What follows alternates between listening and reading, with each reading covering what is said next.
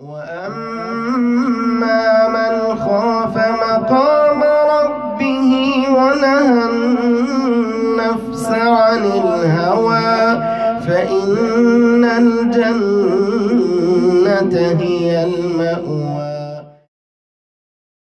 حدیث نمبر 61۔ محنت کی کمائی گداگری سے افضل ہے۔ عن ابی ہریرہ رضی اللہ عنہ یقول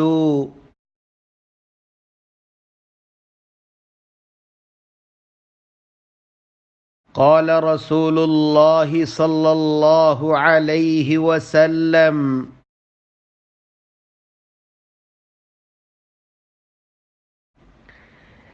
لَأَن يَحْتَطِبَ أَحَدُكُمْ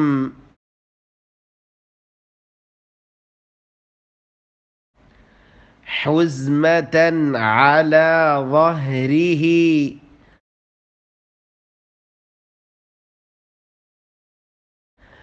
خَيْرٌ لَهُ مِنْ أَنْ يَسْأَلَ أَحَدًا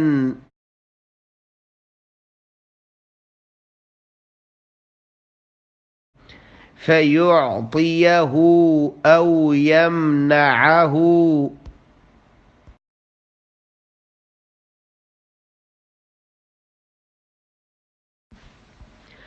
عن ابی ہریرہ رضی اللہ عنہ یقول قال رسول اللہ صلی اللہ علیہ وسلم لَأَن يَحْتَطِبَ أَحَدُكُمْ حُزْمَةً عَلَى ظَهْرِهِ خَيْرٌ لَهُ مِنْ أَن يَسْأَلَ أَحَدًا فَيُعْطِيَهُ أَوْ يَمْنَعَهُ۔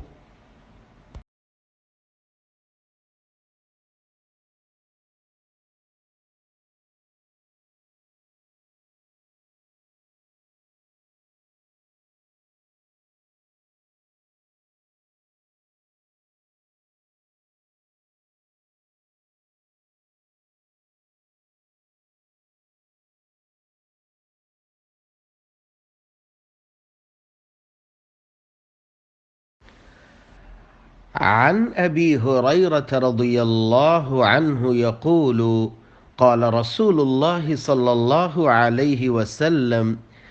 سیدنا ابو ہریرہ رضی اللہ عنہ سے روایت ہے، فرماتے ہیں رسول اکرم صلی اللہ علیہ وآلہ وسلم نے فرمایا لَأَن يَحْتَطِبَ أَحَدُكُمْ حُزْمَةً عَلَى ظَهْرِهِ، تم میں سے کوئی ایک لکڑی کا گٹھا اپنی پیٹھ پر لاد کر لائے، خیر لہ، اس کے لیے یہ بہتر ہے، من ان یسأل احدا، کہ وہ کسی ایک سے سوال کرے، فیعطیہ، اسے وہ کچھ دے دے، او یمنعہ، یا اس سے وہ روک لے۔